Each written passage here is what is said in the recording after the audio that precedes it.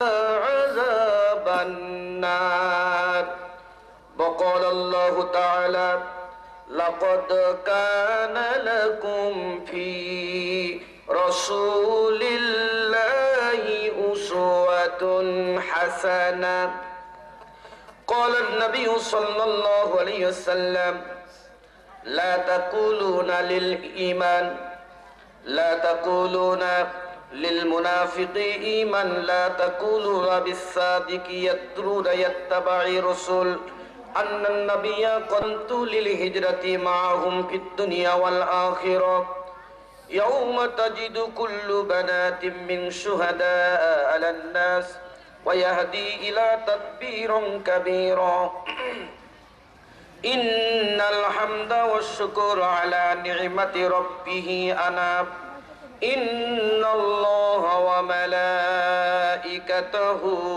يصلون على النبي يا أيها الذين آمنوا صلوا عليه وسلموا تسليما اللهم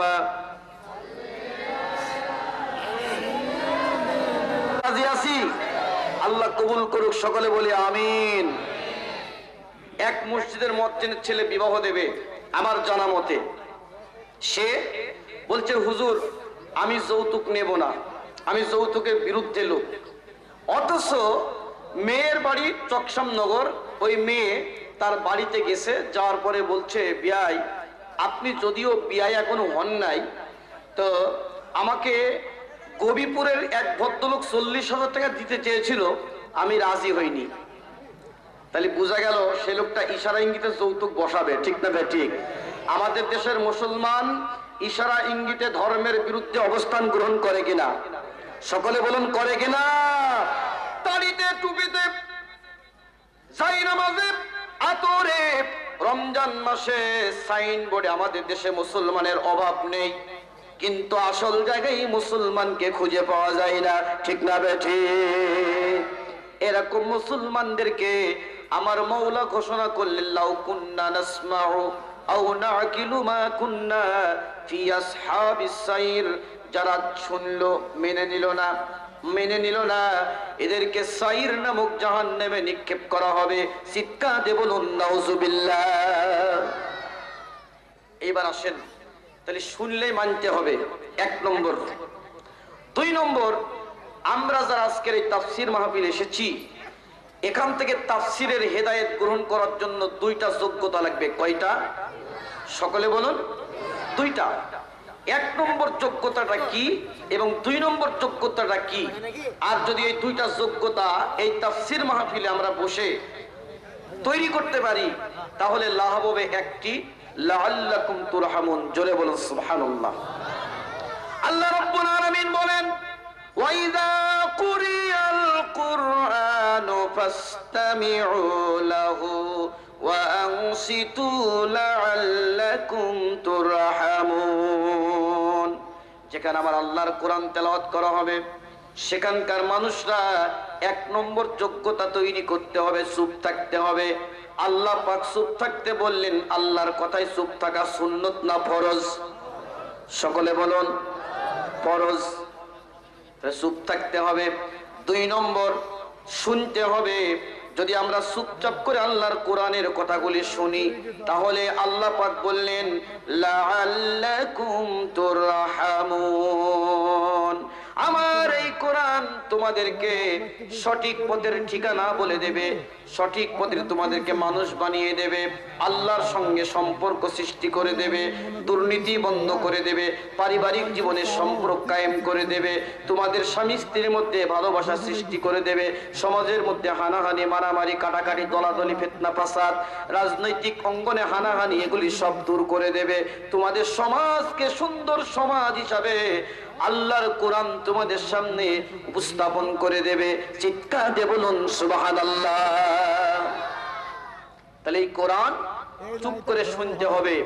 আজকে যদি আমরা কোরআনের মাহফিলে এসে কথা বলি, বাদাম খাওয়া খাই করি, কুতাকুতি করি, কিলাকিলি করি, তারপরে তাকাতাকি করি, কানাকানি করি, বাড়ির দিকে মন মস্তিষ্ক ইত্যাদি রেখে দিয়ে আল্লাহর কোরআন শুনি, আর শুনতে শুনতে যেটা আমাদের গায়ে বাঁধা হবে সেইটার ব্যাপারে হুজুরের উপর রাগ করি, তাহলে রাগ করাটা হবে কার উপর? সকলে বলুন কার উপর?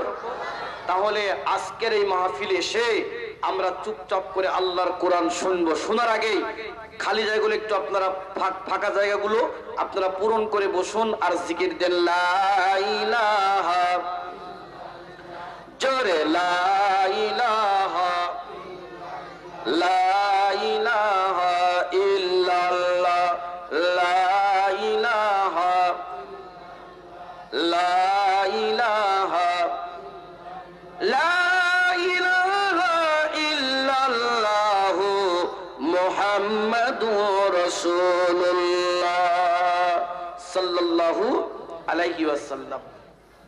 আসুন এইবার যে কোরআন থেকে আমরা কথা শুনবো সেই কোরআনকে একটু আমরা প্রশ্ন করি, তোমার যে কথাগুলো শুনবো তোমার ভিতরে কোন রকমের ত্রুটি বিচ্যুতি আছে কিনা?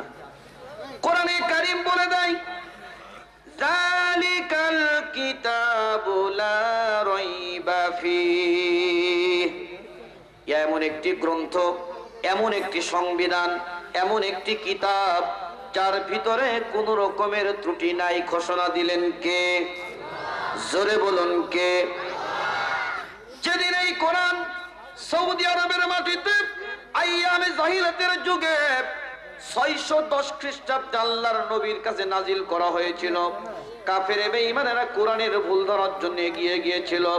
সেদিন তারা এই কুরআন দুনিল্লাহি ইন কুনতুম সাদিকিন, চিৎকার দিয়ে বলুন মারহাবা।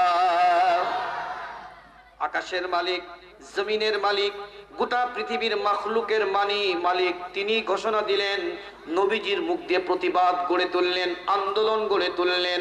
হে নবী তুমি বলে দাও আমি আমার বান্দার প্রতি, আল্লাহ তাআলা বলছেন আমি আমার বান্দার প্রতি যে কিতাব নাজিল করেছি, যদি তোমাদের এই কিতাবের উপর কোনো সন্দেহ হয়, যদি তোমরা সন্দেহ পোষণ করো, তাহলে যাও তোমাদের এলাকায়, তোমাদের দেশে, তোমাদের গ্রামে যত বুদ্ধি সাহিত্যিক কবি এবং যারা আছে তাদেরকে এক জায়গায় করে এইরকম একটা সূরা তৈরি করো, যদি তোমাদের দাবিতে তোমরা সত্যবাদী হয়ে থাকো।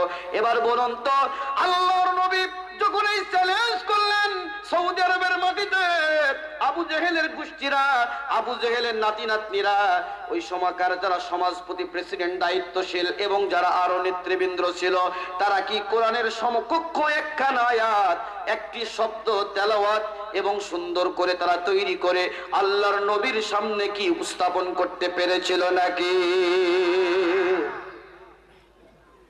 কারো বাপেরও ক্ষমতা নেই, ঠিক না ঠিক? এই কোরআন শরীফ আমেরিকার লাইব্রেরিতে, বড় লাইব্রেরিতে ডক্টর মরিস বুকাইল কোরআন শরীফের সামনে যখন গিয়ে দাঁড়ালো, কোরআন শরীফ যখন হাতে নিতে যাচ্ছে, বড় লাইব্রেরির যিনি লাইব্রেরিয়ান তিনি বললেন লা ইয়ামাসসুহু ইল্লাল মুতাহহারুন, এই এমন একটি কিতাব, এমন একটি গ্রন্থ যা অপবিত্র অবস্থায় স্পর্শ করা যাবে না। এই নির্দেশটা দিলেন কে? একজন খ্রিস্ট লাইব্রেরিয়ান, সে বলল অপবিত্র অবস্থায় একা ধরা যাবে না। পাদ্রী, ধর্মযাজক, সবচেয়ে বড় বিজ্ঞানী ডক্টর মরিস বুকাইল বলল তাহলে কি করতে হবে? অজু গোসল তো সেও জানে না, বলল যাও তুমি গোসল দিয়ে এসো। গোসল করার পরে কোরআন শরীফ ধরলো, কোরআন শরীফের ভুল ধরার জন্য সে কোরআনের কাছে হামলা শুরু করলো। কোরআন শরীফের মালিক যতগুলি আলিফ শব্দ দিয়ে অক্ষর তৈরি করার দরকার, শব্দ তৈরি করার দরকার, কতগুলি আলিফ ব্যবহার করেছেন, যতগুলি বা দিয়ে শব্দ তৈরি করার দরকার, বা অতগুলি অক্ষর আল্লাহ পাক দিয়েছেন, যতগুলি তা অক্ষর দরকার ততগুলি তা দিয়েছেন, যতগুলি সা দরকার ততগুলি সা অক্ষর দিয়েছেন। চিৎকার দিয়ে বলুন সুবহানাল্লাহ। এমনি করে 40,000 বার মরিস বুকাইল ফ্রান্সের মাটিতে দাঁড়িয়ে আল্লাহর কোরআনকে নিয়ে গবেষণা শুরু করলো। 13টি বছর কোরআনের গবেষণা করে কোরআন শরীফের সামনে সে ঘোষণা দিল, Al Quran is the latest constitution of human life in the character prophet Muhammad সাল্লাল্লাহু আলাইহি ওয়াসাল্লাম, আইয়ামে জাহিলা in the name of the merciful people of the session character Islam. চিৎকার দিয়ে বলুন সুবহানাল্লাহ। মরিস বুকাইল ফ্রান্সের মাটিতে দাঁড়িয়ে বলল কি আশ্চর্য কিতাব, আজাবাকাল কালাম ইয়াদরুসুহু রাসূল সাল্লাল্লাহু আলাইহি ওয়াসাল্লাম। কি সুন্দর মজার কিতাব, কি সুন্দর পড়ার কিতাব, কি সুন্দর চমৎকার কিতাব। এই কিতাবের ভুল ধরার জন্য আমি মরিস বুকাইল এগিয়ে আসলাম, অথচ আমি মরিস বুকাইলকে কোরআন শরীফ বুকা বানিয়ে মুসলমান বানিয়ে আমাকে মিশরের মাটিতে তাড়িয়ে দিল, সৌদি আরবের মাটিতে তাড়িয়ে দিল। তাহলে বলো, থেকে যখন নিক্ষেপ করেছে, মা বলল বাবা রাতের অংশে আমাকে তুই হত্যা করিসনি, আমি তোকে বলে দিচ্ছি জন্মটা দিয়েছে কে। 4 মাস আগে তোর বাবা সিরিয়ায় ব্যবসায় গিয়েছিল, যখন তোর বাবার কথা খেয়াল উঠলো, রাতের অন্ধকারে তোর বাবাকে খুব বড়টা প্রয়োজন হয়েছিল, আমি প্রয়োজন মিটাবার জন্য ডানে বামে তাকে তোর বাপকে দেখতে পেলাম না। এমন সময় তোর ছোট আব্বার ঘরে রাহেলের ঘরে কড়াঘাত করলাম এবং আমি দেখলাম, আমি সেখানে গিয়ে দরজা লক করলাম, তোর ছোট আব্বার ঘরের দরজা খুলে গেল, আমি তো ছোট আব্বার বিছানায় গিয়ে ঘুমালাম, আর ওই রাত্রিরে তুই আমার রেহেমের মধ্যে এসছি। তারই সেই দিন থেকে ওলীদ ইবনে মুগীরা বলল, মা গো আমি আর মোহাম্মদের আল্লাহর বিরুদ্ধে অবস্থান গ্রহণ করব না, মোহাম্মদের কোরআনের বিরুদ্ধে আমি আন্দোলন করব না, মোহাম্মদের ইসলামের উপর বিপক্ষে আমি যাব না। মা আমি বুঝতে পেরেছি আমি অবৈধ সন্তান, আমার নেতৃত্ব মেনে নেবে না, আমি আর কোরআন শরীফের বিরুদ্ধে অবস্থান গ্রহণ করব না, আমি নিশ্চুপ ভূমিকা পালন করব। এই আয়াতটা প্রমাণ করাতে চাচ্ছি, এখনো যারা বিশ্বব্যাপী আল্লাহর কোরআনের উপর আঙুল তুলি কথা বলে, এরা হচ্ছে অবৈধ সন্তান, ঠিক না বেঠে? একটু বুঝে নেবেন ইশারা ইঙ্গিতে। আল্লাহর কোরআনের উপর যারা আঙুল তুলি কথা বলে, আল্লাহর কোরআনকে যারা সহ্য করতে পারে না, মাদ্রাসা মক্তব আলেম উলামা পীর বুজুর্গ মাশায়েখ তাফসীর মাহফিল আল্লাহর কোরআন শরীফের পর্দাকে শিথিল করতে চায়, বাংলার জমিন থেকে ধর্ম শিক্ষাকে বাদ দিতে চায়, মাদ্রাসা মক্তবকে যারা উৎখাত করতে চায়, এরা অবৈধ সন্তান, ঠিক না বেঠিক? বাংলার জমিনের মুসলমান কোরআন নিয়ে বাঁচতে, জোরে বলুন সুবহানাল্লাহ। আল্লাহর নবী মুহাম্মদুর রাসূলুল্লাহ সাল্লাল্লাহু আলাইহি ওয়াসাল্লাম যখন তিনি মেরাজে গিয়েছিলেন, মেরাজে যাওয়ার পরে প্রথম যানটা ছিল বুরাক। এই বুরাক যখন আল্লাহর নবীকে একাকী ছেড়ে দিয়ে যখন তাকে একাকী রাখা হয়েছিল, নবীজি নিজেকে অসহায়ত্ব মনে করতেছিলেন, এমন সময়ে হযরত বেলালের কণ্ঠের আওয়াজ আল্লাহর নবী শুনতে পেলেন, জোরে বলুন সুবহানাল্লাহ। নবী করিম সাল্লাল্লাহু আলাইহি ওয়াসাল্লাম মেরাজ থেকে এসে বেলালের বাসায় যে বলছেন, বেলাল তুমি এত কি আমল করো যে আমলের স্পিরিটে তোমাকে আল্লাহ সুবহানাহু ওয়া তাআলা আরশে আজিমে তোমাকে স্থান দান করেছে? বেলাল বললেন, হুজুর আমার তেমন ব্যক্তিগত কোনো আমল নাই, আমি আপনার মুখ থেকে শুনেছি এবং আপনি বলেছেন যারা শুনবে এবং আমি রসুলকে সহযোগিতা করবে এবং আমি রসুলকে যারা অনুসরণ করবে তাদের মর্যাদা আমি আল্লাহ সুবহানাহু ওয়া তাআলা বাড়িয়ে দেব, এইটা আমি মনে প্রাণে মেনে নিয়েছি। এবং আমি বেলাল আপনার মুখ থেকে শুনেছি ওযু ভাঙে গেলেই ওযু করে নিতে হয়, যার কারণে আমার মনে হয় এই আমলটা আল্লাহ কবুল করেছেন। এবং সেই বেলাল 20 পুরুষের পরিচয় দিতে না পারলে যে বেলাল বিয়ের ফিরিতে বসতে পারবে না, সেই বেলাল আল্লাহের মাটিতে এবং বিশ্বের প্রান্তে যে কোনো কোনায় কোরআনের পক্ষে হুঙ্কার দিয়ে তারা নারায়ে তাকবীর ধ্বনি ছড়ায়, ঠিক না বেঠিক? কারণ তারা সেই মুসলমান ইমানের সীমান্ত প্রহরায় তাকওয়ার সৈন্য সমাবেশ সব সময় কায়েম রেখে সত্যের পক্ষে থেকে বাতিলের বিপক্ষে অবস্থান গ্রহণ করে, সত্য না মিথ্যা? এই জন্য আমরা সেই মুসলমান জোরে জোরে হুঙ্কার ছাড়বো, তাহলে এখানে যদি বাতিল থাকে হয় মুসলমান হবে আর নাই পালিয়ে যাবে, ঠিক না বেঠিক? এই জন্য আপনারা কি রাগ করছেন নাকি? আমি কোরআনের তাফসীর করার আগেই কোরআনের বিপক্ষে গেলে কি হবে, কারা বিপক্ষে যায় তাদের চরিত্র বললাম, বুঝা গেল?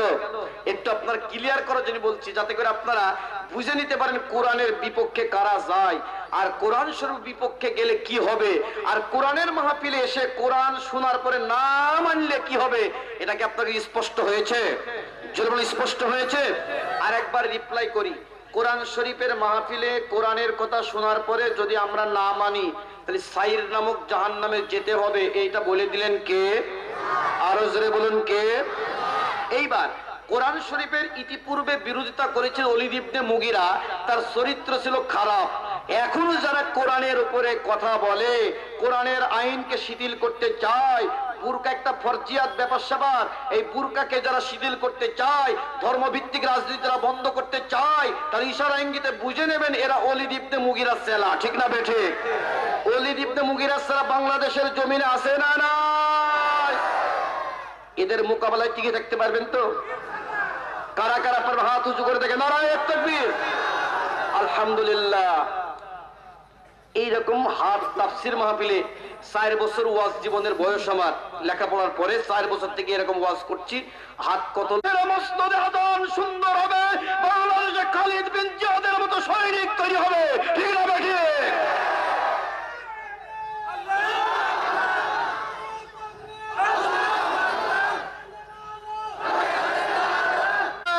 আল্লাহর নবী মুহাম্মদ রাসূলুল্লাহ সাল্লাল্লাহু আলাইহি ওয়াসাল্লামের ব্যাপারে আল্লাহ পাক বলে দিয়েছেন, লাকাদ কানা লাকুম ফি রাসূলিল্লাহি উসওয়াতুন হাসানা। সূরা আহজাবের 21 নম্বর আয়াতে আল্লাহ পাক বললেন, অবশ্যই তোমাদের জন্য কল্যাণের রাস্তা, মুক্তির রাস্তা, শান্তির রাস্তা, নিরাপত্তার রাস্তা, গ্যারান্টির রাস্তা, আদর্শের রাস্তা তোমাদের রাসূলের জীবনীর মধ্যে ঘোষণা দিলেন কে? আরো জোরে বলুন কে? এইবার আমরা যদি সব নেতা থেকে, সব তরিকা থেকে, সব পথ থেকে, সব আন্দোলন থেকে, সব মিছিল থেকে মুখ ফিরিয়ে আল্লাহর নবীকে 1 নম্বর নেতা, আদর্শ, শান্তির, নিরাপত্তা ইত্যাদি গ্রহণ না করতে পারি, আর বগল তুলে বাংলাদেশের মুসলমান যদি সারা রাত তাহাজ্জুদের নামাজ পড়ে কাবা শরীফের দেয়াল ধরে যদি এরকম বলে আল্লাহ শান্তি দাও, আল্লাহ কি শান্তি দেবে? আগে তোমার নেতা ঠিক করো। ঠিক না বেঠিক? তোমার নেতা যে নম্বর। আজকে একটা হাদিস পড়লাম মুসলিম শরীফের 4th খণ্ডের 1245 নম্বর হাদিস। আল্লাহর নবী বলেছেন, যদি তোমরা শান্তি পেতে চাও, শান্তির পথে দাঁড়িয়ে শান্তির আশা করতে হবে, আর শান্তির একমাত্র মালিক আমার আল্লাহ। জোরে জোরে বলুন সুবহানাল্লাহ। আমার বন্ধুগণ, তাহলে শান্তির জন্য আমাকে আসল জায়গা ঠিক করে নিতে হবে। এই জন্য আল্লাহর নবী বলেছেন, লা তাকুলু লিল মুনাফিকি সাইদ। খবরদার তোমরা মুনাফিকদের ব্যাপারে তোমরা মুনাফিকদেরকে নেতা বানিও না। মুনাফিক কারা? যারা আল্লাহর কথা শোনে, আল্লাহর কথা শোনার পরে আল্লাহর বিপরীত অংশগ্রহণ করে, ডেসে, দাড়িতে, টুপিতে, সিজদায়, তেলাওয়াতে, জিকিরে সব রসুলের মতো, আর বাইরের ফিল্ডে যে সব রসুলের বিপরীতের মতো। এরকম লোক আমাদের বাংলাদেশে আছে না নাই? এরকম নেতা আমাদের দেশে আছে না না? তুমি এই নেতাকে তালাক দিতে পারছো না তোমার জীবন থেকে, তুমি শান্তির কথা বলছো, তোমার মুনাজাতকে কবর দেবে। তোমার এই মুনাজাতে ভাত নেই। ঠিক না বেঠিক? এখন আপনার ঘরে আগুন ধরেছে, আগুন নিভাবার জন্য পানি দরকার। ঠিক না বেঠিক? আপনি, আপনার খুব ক্লোজ 10টা বন্ধু আছে, শুনলো আগুন ধরে গেছে ঘরে, আমার শরীফ বন্ধুর ঘরে আগুন লেগেছে। সে শুনে সে বাড়ি থেকে সিদ্ধান্ত পেট্রোলের ব্যবসা করে 10 ব্যারেল পেট্রোল এনে আপনার বাড়িতে আগুনের মধ্যে নিক্ষেপ করলো। তাহলে আগুনের গতি বাড়বে না কমবে? আরেক বন্ধু রাইস মিল পরিচালনা করে, সে ট্রাক ভাড়া করে 2 ট্রাক রাইস মিলের গুঁড়ো, ধানের গুঁড়ো আপনার আগুন এসে নিক্ষেপ করলো। আগুন বাড়বে না কমবে? আরেক বন্ধু শাড়ি কাপড়ের দোকান করে, সে শুনে কয়েক ভ্যান শাড়ি কাপড় পাঠিয়ে দিয়ে আপনার আগুনের ওপর নিক্ষেপ করলো। এবার বলেন, বেচারার একটা খুঁটি যদি বাঁচতো, এখন কি আর বাঁচবে? জোরে বলেন, বাঁচবে? এবার বলেন, আলালাহুল খলক, সাবধান, সৃষ্টি যার, ওয়াল আমর, আইন চলবে তার। তাহলে এই কথাটা কার? জোরে বলুন কার? আমরা শান্তিতে থাকবো, এটা কি আমাদের আল্লাহ চাই না? তাহলে আমার আল্লাহ যে কায়দায় যেভাবে শান্তির কথা বলেছেন, এই কায়দা এইভাবে বাদ দিয়ে যদি আমরা আমেরিকার পচা আদর্শ, ব্রিটেনের পচা আদর্শ, ভারতের পচা আদর্শ, রবি ঠাকুরের পচা প্রেসক্রিপশন, ইন্ডিয়ার পচা প্রেসক্রিপশন, ওই বঙ্কিমচন্দ্রের পচা প্রেসক্রিপশন, সাবেরা ইয়াসমিনের পচা প্রেসক্রিপশন, বাংলাদেশের মানুষের তৈরি করা পচা মতাদর্শ, এইগুলা যদি শান্তির আশা করি, আল্লাহর কসম বাংলাদেশের বুকে জিনা বাড়বে, বাংলাদেশের বুকে ঘুষ বাড়বে, বাংলাদেশের বুকে দুর্নীতি অ্যাসিড নিক্ষেপ করবে, বাংলাদেশের মাটিতে মসজিদে হাজার বন্ধ হবে, বাংলাদেশের মাটিতে মাদ্রাসার মান কমে যাবে, বাংলাদেশের মাটিতে আলেমদেরকে নির্যাতন করা হবে, ঠিক না বেঠিক? শুধু কোরআন শরীফের পথে না আসার কারণেই এতগুলি অসুবিধা, ঠিক না বেঠিক? তুমি কি আমার আল্লাহ ছাড়া বেশি প্লেয়ার হয়ে গেছ নাকি? শান্তির কথা বলছো, শান্তি সব আল্লাহর হাতে, ঠিক না বেঠিক? শান্তির পথে এসে শান্তি চাইতে হবে। আপনি গায়ে কেরোসিন ঢেলে দিয়ে ম্যাচটুকে আগুন জ্বালিয়ে বললেন বাঁচাও বাঁচাও বাঁচাও, কেন? আপনি ম্যাচটুকে আগুন ধরি বাঁচাও বাঁচাও বলছেন কেন? আপনি ওই মুনাফিক নেতার আদর্শ অনুসরণ করবেন, ফাসিক নেতার আদর্শ অনুসরণ করবেন, আর মসজিদে কি বলবে আল্লাহ দুনিয়াতে শান্তি দাও, আল্লাহ দুনিয়াতে শান্তি দাও। আল্লাহ কি তাই কেন্দিস? হ্যাঁ, তোমাকে শান্তি দিতে হবে। আল্লাহ কি মান কমে যাচ্ছে? তোমার মতো লোক শান্তিতে থাক আর নাই থাকে না, আল্লাহর কি? আল্লাহ বলছে আমি তোমাকে শান্তি দিয়েই দিয়েছি নবীজির মাধ্যমে। জোরে বলুন সুবহানাল্লাহ। প্রত্যেকটা নবীরা শান্তির পক্ষে আন্দোলন করেছিলেন, ঠিক না বেঠিক? আর প্রত্যেক নবীর শান্তির আন্দোলনের বিরুদ্ধে তারা অবস্থান গ্রহণ করেছে, এরা বাতিল, ঠিক না বেঠিক? হযরত ইব্রাহিম আলাইহিস সালাম যখন শান্তির পতাকা উড়াবার জন্য ফিলিস্তিনের মাটিতে দাওয়াতি কাজ শুরু করলেন, তখন শান্তির মোকাবেলায় প্রতিবন্ধকতার সৃষ্টি করেছিল মিস্টার নমরুদ, ঠিক না বেঠিক? এখনো আমাদের বিশ্বব্যাপী মিস্টার নমরুদের বংশধর আছে না নাই? আছে না নাই? যখন হযরতে মুসা আলাইহিস সালাম শান্তির কথা জনগণকে বোঝাতে শুরু করলো, মুসার এলাকায় মিস্টার ফেরাউন বলেছিল ইন্নী আখাফু আইয়ুবাদদিলা দীনাকুম, আমার ভয় হয় তোমাদের মুসা তোমাদের জীবন ব্যবস্থা পরিবর্তন করে দেবে। নেতার বক্তব্যের কায়দা দেখেছেন? যে তোমাদের মুসা তোমাদের জীবন ব্যবস্থা পরিবর্তন করে দেবে। পাবলিক বলল নেতা আমাদের তো খুব ভালোবাসে, আমাদের জন্য নেতা খুব চিন্তা করে। আচ্ছা, নেতা জানে এখন যদি মুসা যেভাবে হুঙ্কার ছেড়িছে আর মুসা যদি শান্তি কায়েম করে ফেলে, পয়লা নম্বর অসুবিধায় আমি ফেরাউন পড়বো, ঠিক না বেঠি? এই জন্য বলে মুসাকে ঠেকাও, মুসাকে ঠেকাও। মুসাকে কি ঠেকাইতে পেরেছিল? যেটা বললাম পেরেছিল।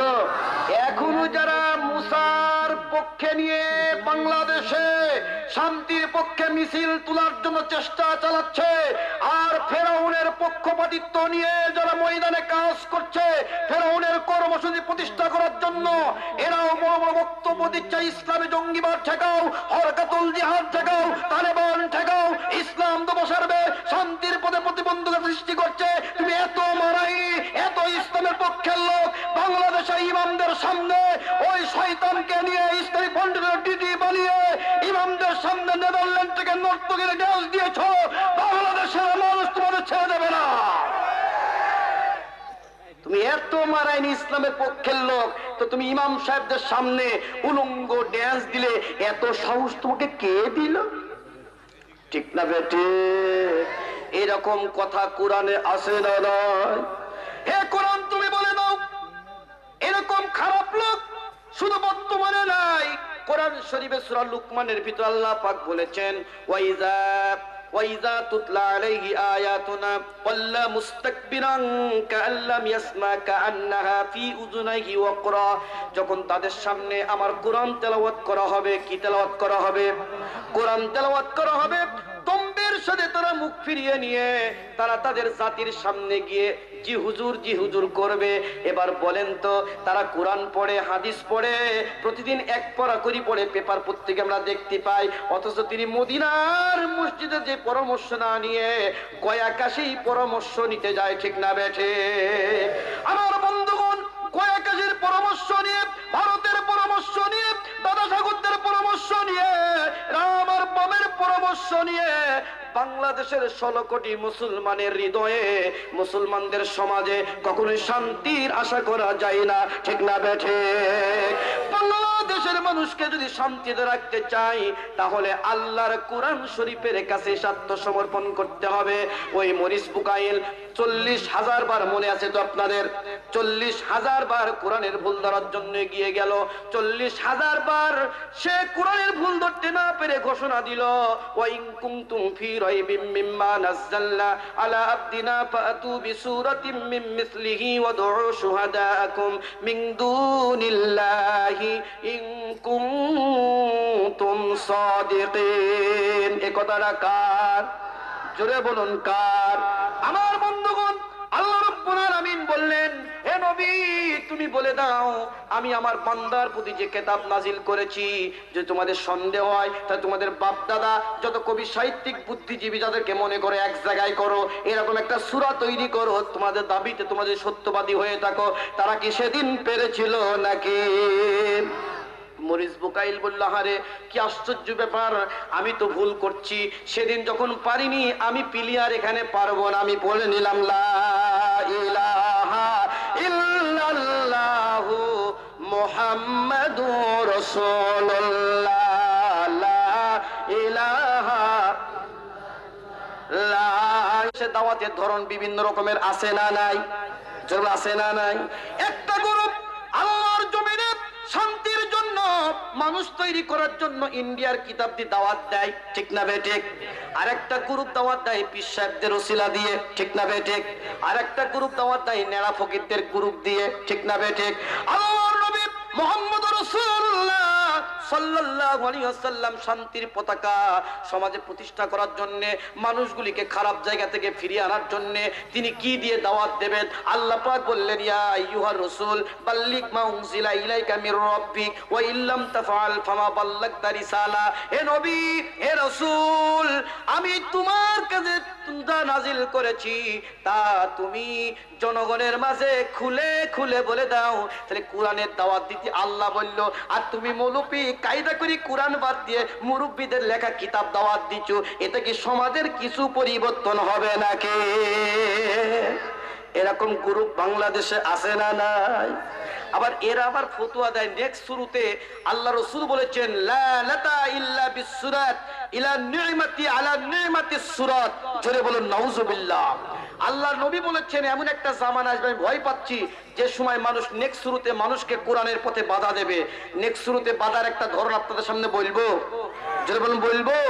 নেক্সট শুরুতে বাধা হলো তারা বলে কোরআন বুঝবা না, কোরআন বুঝতে হলে অনেক জ্ঞান গরিমা দরকার। আমার আল্লাহ বললেন, ওয়ালাকাদ ইয়াসসারনাল কুরআনা লিযিকর, আমি এই কোরআনকে এত সহজ করে নাজিল করেছি যাতে করে মানুষ সহজে বুঝে নিতে পারে। জোরে বলুন সুবহানাল্লাহ। আল্লাহ বলল সহজ, আর ওই মৌলবী বলছি কঠিন। তাহলে সেই মৌলবীর কথা ঠিক না আল্লাহর কথা ঠিক? তাহলে বুঝে নিতে হবে ওই মৌলবী ভারতের দালাল, ঠিক না ঠিক? মৌলবী তুমি সোজাই দাঁড়াও, তোর বাপের নাম ভুলি দেবে। আমার নবীজি জাতি সমাজ সকল মানুষকে শান্তির কথা বললেন, সতর্ক করলেন, সংশোধন করলেন কোরআন দিয়ে। আর তুমি কি দিয়ে বলছো? জামা ছাড়া গেঞ্জি বড় হয়ে যাচ্ছি, তুমি মৌলবীকে আল্লাহ তার রাসূল কবুল করবে না, ঠিক না ঠিক? আমি প্রায় জায়গায় উদাহরণ দিয়ে থাকি এইভাবে, আলেম ওলামারা রাগ করবেন না। আমাদের কাজটা কি? আল্লাহ রসুল শান্তি প্রতিষ্ঠা করে মানুষদেরকে সুখ শান্তির একটা সুন্দর জীবন দর্শন দেখিয়ে দিয়েছেন প্র্যাকটিক্যাল হ্যান্ডে, ঠিক না ঠিক? যে সমাজে চুরি ছিল না, সুদ ছিল না, ঘুষ ছিল না, ইতিপূর্বে ছিল, কোরআন দিয়ে সব বন্ধ করেছিল, ঠিক না ঠিক? এইগুলি কালের বিবর্তনে কিছুদিন আগে এজিদ বাহিনী এসে ফুরাতের প্রান্তরে হাসান হোসেনের সঙ্গে কুতাকুতি কিলাকিলি করে এজিদ সেখানে ফিল্ডে জয়যুক্ত হয়েছিল, ঠিক না ঠিক? এখনো বাংলাদেশের বুকে এজিদ আছে না নাই? আরে যারা আছে না নাই? আর যারা একটু হুসাইনের মতো মাথা নাড়া দিচ্ছে, যারা হুসাইনের মতো হুঙ্কার ছড়ছে আল্লাহর কোরআন দিয়ে, তখন তাদেরকে জেলখানায় আটকে রাখা হচ্ছে, ঠিক না বেঠে? ইমাম মৌলবী শোনো কি বলছে আল্লাহ রসুল, সতর্ক করছেন, জাতি গঠনের জন্য শান্তির পথে ডেকেছেন। রসুল নাই, এখন তোমাকে করতে হবে, এটা আমার রসুল বলে গেছেন, ওয়ালতাকুম মিনকুম উম্মাতুন, এই দায়িত্ব আমার উম্মতের। জোরে বলো সুবহানাল্লাহ। একটা উদাহরণ দিলে ক্লিয়ার হবে। আপনি একটা রাখাল নিলেন, নেয়ার পরে 100টা ছাগল নিয়ে মাঠে পাঠালেন। 100টা ছাগল নিয়ে মাঠে পাঠানোর পরে রাখাল যে আরামে ঘুমাতে শুরু করলো ছাতি টানিয়ে, আর 10টা ছাগল বাগে ধরলো, 10টা ছাগল পল্টে গেল, 10টা ছাগল চুরি হয়ে গেল। 100-র মধ্যে কটা থাকে? সকলে বলুন। উনি 70টা ছাগল ড্যাং ড্যাং ড্যাং ড্যাং করে বাড়ি আসলো। এবার মালিক 1-2 করে গুনি দেখছি 100টা পুজলো না, 70টা হইলো। এবার বলেন মালিককে ফুলের মালা দেবে না জুতুর মালা দেবে? জুতুর মালাও দেবে, আবার আশা পশিকা বিরাট থেকে লোন করি 30টা ছাগল কিনে দি, তারপরে যা। ঠিক না বে ঠিক? কারণ তোমাকে দিলাম ছাগল, যেটা তুমি ঘুমাইনি। আমি এই উদাহরণটা এই জন্য দিলাম, রাখালের কাজ এই এই এই এই এই এই এই এগুলো করা। ঠিক না বেঠিক? সে এইগুলো না আরামে ঘুমিছে। ও মৌলুপি, তুমি যদি মসজিদে গিয়ে আরামে ঘুমাও, মসজিদ নববীর আদর্শে, মসজিদ নবীজির কায়দায় অনুসরণে ড্রেস পরি, ওই জায়গায় বসি তুমি চুপচাপ ঘুমাও, ভিজা মেলাতে বসে থাকো, আর মানুষকে সুদে টেনে যায়, ঘুষে টেনে, সার্কাসে টেনে, যাত্রায় টেনে যায়, বাতিল্লা টেনে যায়, ভারত টেনে যায়, আমেরিকা টেনে যায়, যাত্রায় টেনে যায়, সার্কাসে টেনে যায়, বঙ্কিমচন্দ্র টেনে যায়, মমতাজ টেনে যায়, শাবনূর টেনে যায়, সালমান শাহ টেনে যায়। আর তুমি যদি মৌলুপি ঘুমাও, তাহলে তুমি মৌলুপির জুতোর মালা দেবে কে? কারণ আমার আল্লাহ বলি মৌলুপিতে জাহান্নাম উদ্বোধন করব। ঠিক না বেটে? এরকম মৌলুপি আমাদের দেশে আছে না? না, প্যাস মেরি মেরি, প্যাস মেরি মেরি, প্যাস মেরি মেরি চলে। কদিন চলবি? হ্যাঁ, দুনিয়ায় গাড়ি বাড়ি কদিন চলবি? মরি দেখ তোর সাথে কি ব্যবহার করে। আর যে মৌলবীগুলি হুঙ্কার ছেড়ে জাতি গঠনের জন্য, শান্তির পথে গোছগাছ করার জন্য মানুষদেরকে ডাকতেছে, সুদের হাত থেকে বাঁচাবার জন্য ফারিস্ট, প্রাইম, আরো ইসলামী ব্যাংক, অনেক অর্থনৈতিক ব্যাংক বাংলাদেশে গজিয়েছে সুদের হাত থেকে রক্ষা করার জন্য, জাতি গঠনকে, মানুষকে শান্তি নিরাপত্তা দেওয়ার জন্য ডাকতেছে। আর আপনি চুপচাপ করে ফতোয়াবাজি করছেন, গুতাগুতি করছেন, কেলাকেলি করছেন, তাদেরকে খুশি করার জন্য আপনি চিন্তা করছেন। মরি দেখেন আপনার সাথে কি ব্যবহার মুনকার নাকির করে। ঠিক না বে ঠিক? এই জন্য আমরা যারা বলছি রব্বানা আতিনা হাসানা, হে আল্লাহ আমাদের দুনিয়াতে শান্তি দাও, তাই দুনিয়াতে শান্তির মিছিলে আমাদেরকে আসতে হবে।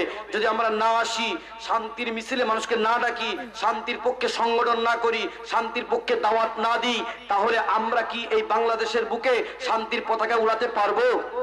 জোরে বলুন, পারবো? তাহলে শান্তির পথে ডাকতে হবে কোরআন দিয়ে। কি দিয়ে? জোরে বলুন, কি দিয়ে? তাহলে শান্তির পক্ষে কোরআন দিয়ে ডাকবেন।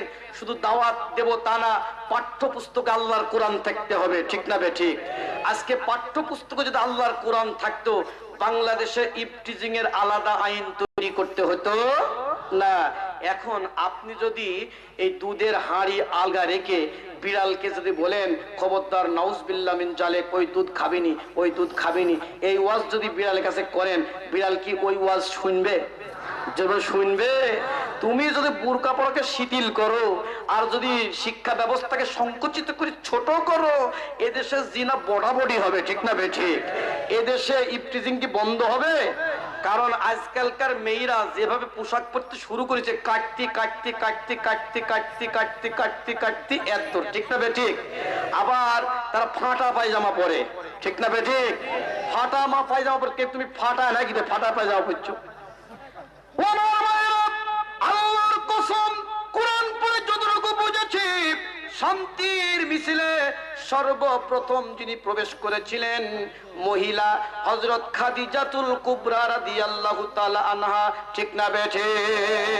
আমার আল্লাহ তাআলা বললেন ওয়াল মুমিনিনা ওয়াল মুমিনাত বা'দুহুম আউলিয়া বা'দ ইয়ামুরুনা বিল মারুফ ওয়া ইয়ানহাউনা আনিল মুনকার। আমার পুরুষ ভাইরা সংগঠন করবে, পুরুষ ভাইরা কোরআনের পক্ষে ডাকবে, ঈমানের দাবি নিয়ে। আমার মায়েরা বসে থাকবে, সুযোগ কিন্তু মাদেরকে দেওয়া হয় নাই।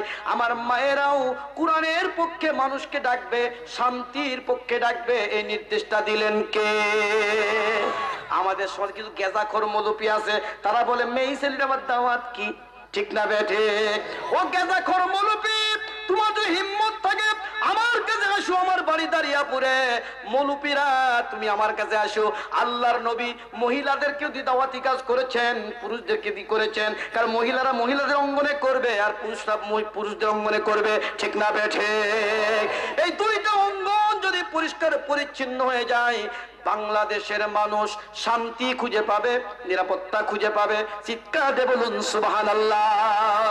এই জন্য আমি মা বোনদেরকে বলবো, আপনাদের ব্যাপারে ইসলামে খুব আপনাদের মর্যাদা দিয়ে দিয়েছে।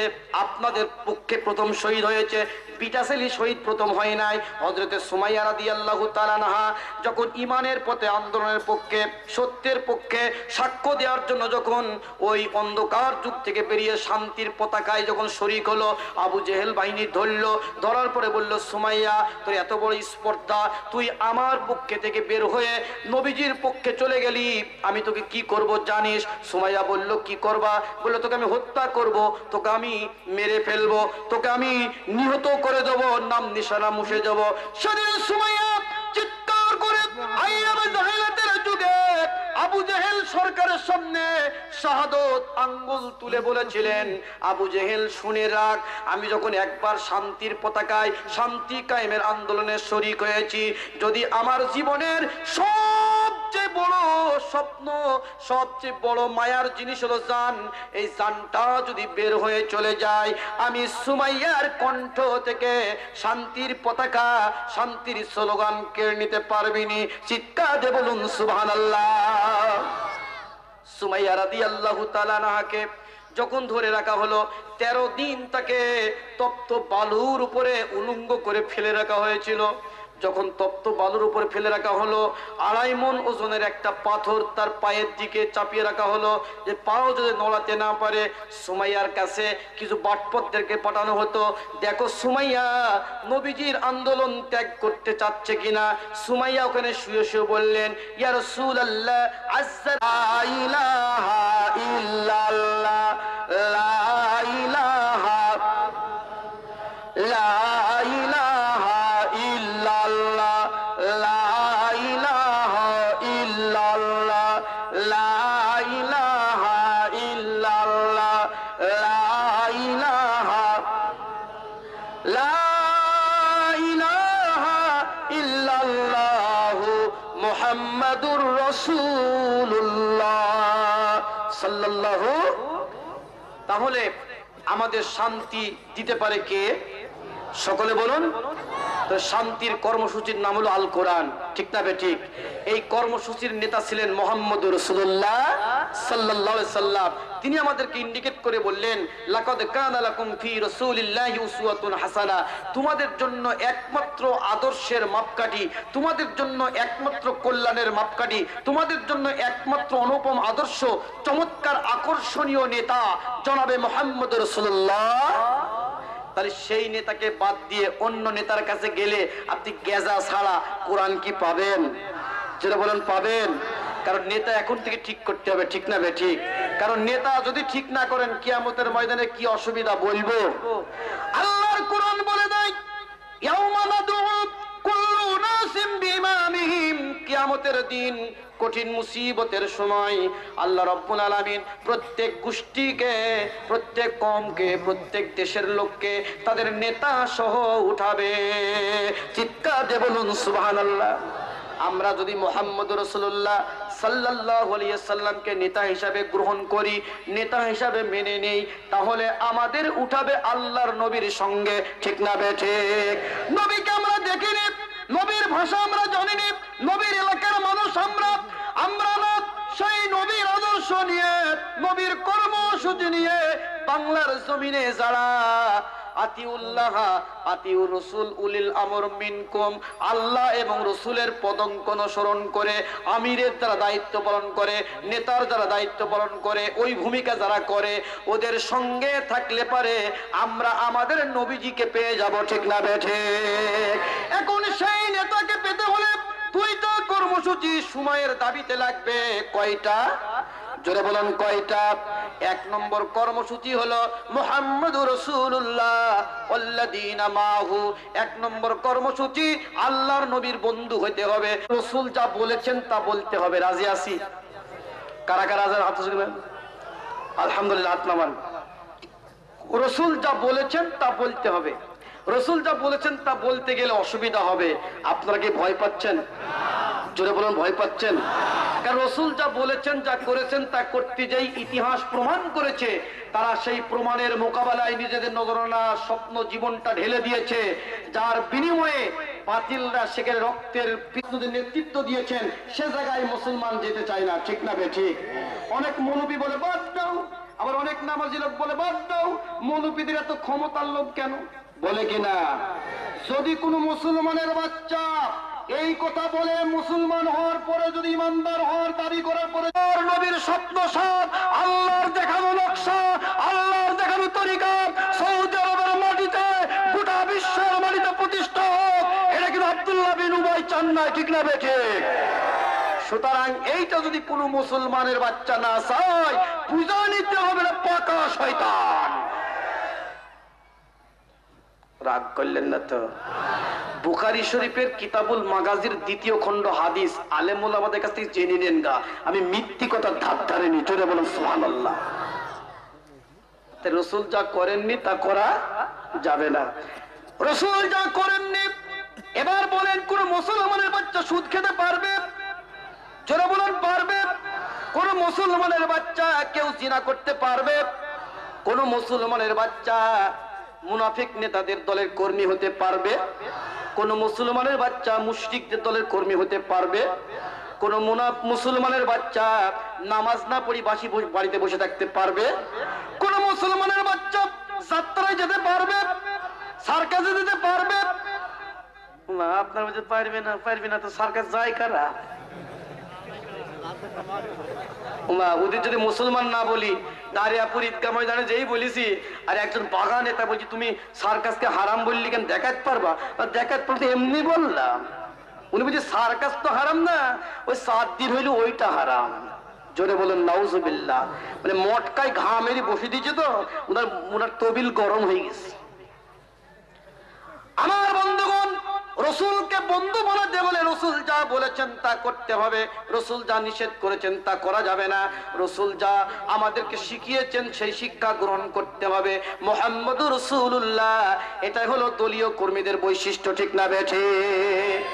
2 নম্বর, আল্লাহ নবী বলেছেন, আল্লাহ প্রত্যেক দিন আমি যে আল্লাহর কাছে শান্তির কাছে আত্মসমর্পণ হয়েছি, সব দিক থেকে মুখ ফিরিয়ে ইসলামের কাছে যখন আমি সারেন্ডার করেছি, সে আল্লাহ প্রত্যেক দিন সূর্যকে পশ্চিম দিকে ডুবাই আর পূর্ব গগনতে উঠাই। আজকে তুমি উত্তর দক্ষিণ করো দিনে, সেদিন নমরুদ হতভম্ব হয়ে গেল, কুকুরের মতো এরা মুখ ফোন তাকাতি উলফুল ফুল করি, কি ব্যাপারে কি আজব প্রশ্ন করলো। সেদিন ফাবুহিত আল্লাহ দিয়ে কাবারো, আশ্চর্য হয়ে গেল কাফেরদের নেতা নমরুদ, এ কি আশ্চর্য আজর, তোমার ছেলেকে ঠেকাও, তোমার ছেলে ছোট মুখে বড় কথা। এখনো শয়তানের বাচ্চারা বলে ভাই তোমাকে আমি খুব সম্মান করি, তোমার ছেলে কোন দল করে, আজে বাজে কথা বলি বেড়াচ্ছি। এরকম খরিদ্দার আমাদের দেশে আছে না? না, কলজি কামা করে দেবে, ঠিক না বেটি? কুরআন দি কলজি ফাটিয়ে ফেলবি। কারণ তাফসীর মাহফিলে আমরা যখন এসেছি কোরআনের কথা শুনবো, ঠিক না বেটি? আর একটা প্রশ্ন, নমরুদ 1 নম্বর প্রশ্নে ফার্স্ট ডিভিশনে ফেল করলো, 2 নম্বর প্রশ্ন তাকে করা হলো, 3 নম্বর প্রশ্ন করা হলো, নমরুদ তুমি কেমন মারানি? আমার আল্লাহ সব খবর রাখে, সব কিছু পারে, সুতরাং তুমি 2 পা উঁচু করি 3 মিনিট দাঁড়িয়ে থাকো, দিদি তুমি কেমন পারো? বলে কি এটা প্রশ্ন হলো?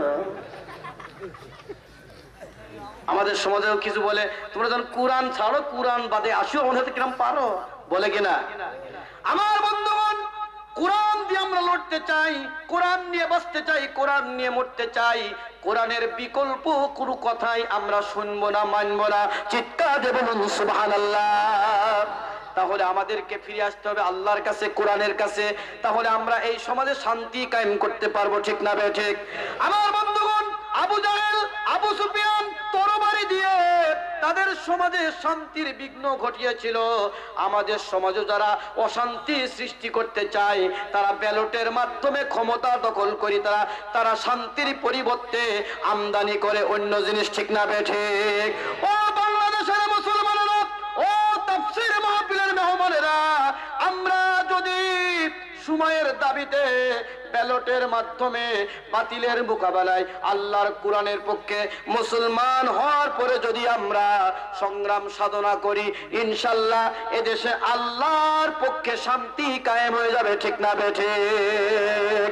এইজন্য আল্লাহ পাক বললেন, লাকাদ কানা লাকুম ফি রাসূলিল্লাহি উসওয়াতুন হাসানা, তোমাদের জন্য উত্তম আদর্শ, অনুপম আদর্শ, চমৎকার আদর্শ আল্লাহ রাসূলের। এই কথাটা বলে দিলেন কে? আল্লাহ নবী সম্পর্কে আল্লাহ রাব্বুল আলামিন বললেন, ওয়া ইন্নাকা আলা খুলুকিন আযীম, নিশ্চয় আমি মহান রব্বুল আলামিন আমার নবীজিকে উত্তম চরিত্র দিয়ে মহান পবিত্র করে সৃষ্টি করেছি। জোরে সুবহানাল্লাহ। আমাদের দেশের নেতাকে যদি বলা যায় তুমি ছোটবেলাতে কি করেছো, মঞ্চে বলো, সে কি বলতে পারবে না? আমি ফিরাতেও বলতে পারবো না। আমাদের চরিত্র 2 রকম, একটা পাবলিক ক্যারেক্টার, একটা পার্সোনাল ক্যারেক্টার, ঠিক না বেটে? পাবলিক ক্যারেক্টার একরকম, পার্সোনাল ক্যারেক্টার একরকম। আল্লাহর নবী মুহাম্মদুর রাসূলুল্লাহ সাল্লাল্লাহু আলাইহি ওয়াসাল্লাম, আলহামদুলিল্লাহ আমাদের আজকের প্রধান ওয়া রাহমাতুল্লাহি ওয়া বারাকাতুহু বিশেষ বক্তা সুপরিচিত মুখ হাফেজ মাওলানা